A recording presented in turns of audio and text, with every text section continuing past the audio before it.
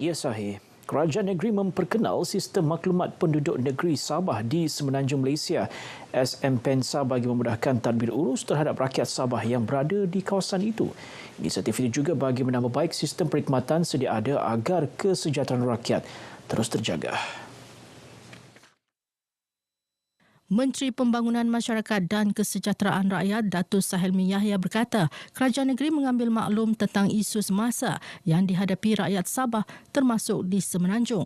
Sumbangan itu beliau mahu penduduk Sabah yang berada di Semenanjung mendaftar dalam sistem tersebut yang boleh dilayari di laman sesawang smpensa.sabah.gov.my. Data yang didaftarkan akan memudahkan sebarang penyaluran bantuan sekaligus memastikan kesejahteraan rakyat tidak terabai.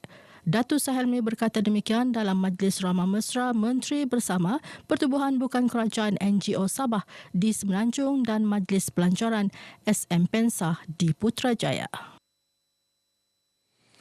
Rakyat negeri ini diajak untuk bersama-sama menyemarakan Bulan Kebangsaan dengan mengibarkan jarur gemilang di premis, rumah dan juga kenderaan bagi menunjukkan rasa cinta terhadap tanah air. Usaha itu juga menunjukkan komitmen rakyat yang sentiasa bersatu hati dalam mengekalkan keharmonian yang dikecapi negara.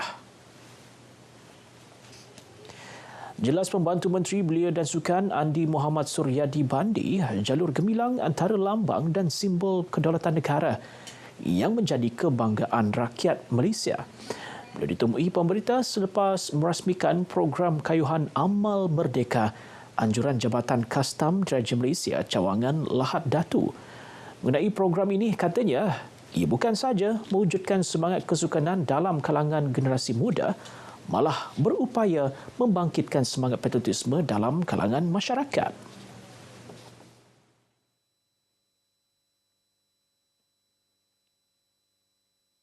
Yang menyemarakkan lagi kemerdekaan untuk menyemai semangat kesukanan dan juga di samping membuka peluang agar masyarakat setempat dapat kenal, dapat bermesra dengan pihak Jabatan Kastam lah.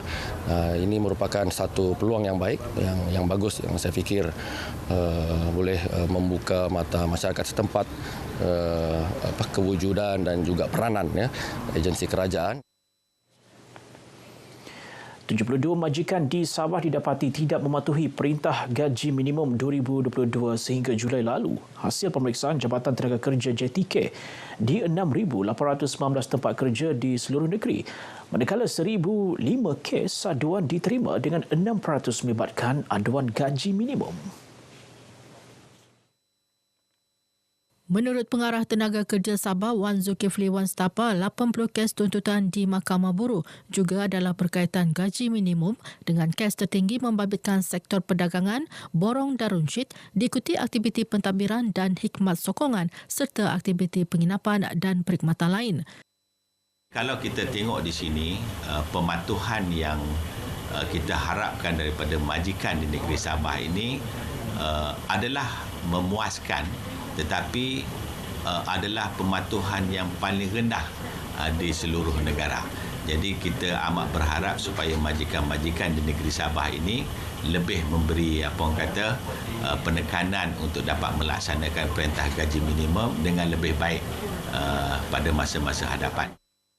Beliau memberitahu sidang media selepas mewakili Menteri Sumber Manusia Datuk Seri Saravanan Murugan merasmikan Konvensyen Perburuhan Peringkat Negeri Sabah Seri 2 2002 di Sandakan.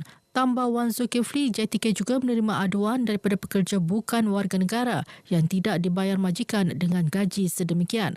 Bagaimanapun, pekerja yang tidak berdokumen adalah di luar bidang kuasa JTK dan mereka dirujuk ke Jabatan Immigration.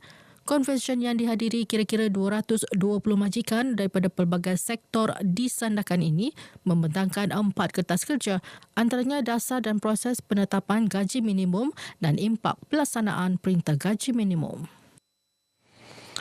Golongan belia khususnya pempengaruh media sosial digesa agar tidak melepaskan peluang melanjutkan pelajaran ke Menara Gading. Ia bagi membolehkan mereka menjadi pempengaruh berilmu dan dapat membuat kandungan media sosial yang berkualiti. Kalau di Malaysia ni, kalau kita lihat, banyak saja peluang-peluang. Peluang-peluang mungkin sebilangan kecil daripada anak-anak muda. nak merasa untuk mendapat pendapatan sendiri. Influencer berilmu yang kita nak galakkan dan kita tak boleh nak nafikan bahawa mereka juga adalah penyumbang kepada ekonomi negara. Memang ramai influencer sekarang ni memang dia dah dapat pendapatan, tetapi harus diingat ini hanya bersifat sementara. Ilmu yang kita dapat ni berkekalan sampai bila-bila. Jadi kita nak lahirkan influencer yang berilmu. Mereka menyatakan demikian kepada media selepas pelancaran Jelajah Pendidikan Keluarga Malaysia JPKM peringkat Parlimen Putatan dan Kota Kinabalu di Putatan. Sepanjang siri JPKM berlangsung di 6 bahagian di Sabah. 1,700 pelajar termasuk 107 pelajar dalam kawasan Parlimen Putatan dan Kota Kinabalu berjaya ditawarkan ke Institut Pengajian Tinggi IPT sekaligus menerima bantuan awal pendidikan dengan jumlah keseluruhan RM1 juta. Pemimpin Parti Pribumi Bersatu Malaysia Bersatu di peringkat akar umbi diingatkan agar kerap turun padang bagi mengenal pasti masalah penduduk di kawasan masing-masing.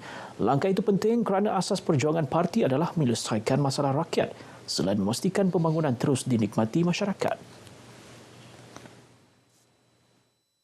Ketua Bahagian Bersatu Datuk Abdul Hakim Gulam Hassan menyatakan usaha itu juga dapat mewujudkan hubungan baik antara kepimpinan parti dan rakyat. Kita mengharapkan pemimpin di semua peringkat termasuk di akar umbi untuk terus mendekati rakyat daripada masa ke semasa.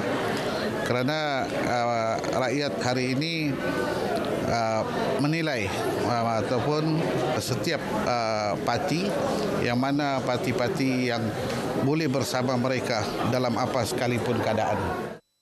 Beliau berkata demikian kepada pemberita dalam majlis perasmian serentak cawangan-cawangan Sri Kandi dan Armada Bersatu bahagian Lahadatu. Sebanyak 86 cawangan Sri Kandi dan Armada bahagian Lahadatu diluluskan peringkat pusat daripada 120 cawangan yang dipohon. Baik, sekian paparan berita dari negeri di bawah Bayu, dan untuk lebih banyak perkembangan semasa di tanah air terus saja bersama dengan Sahih di Angkasa Budi. Teruskan Sahih. Terima kasih Edwin.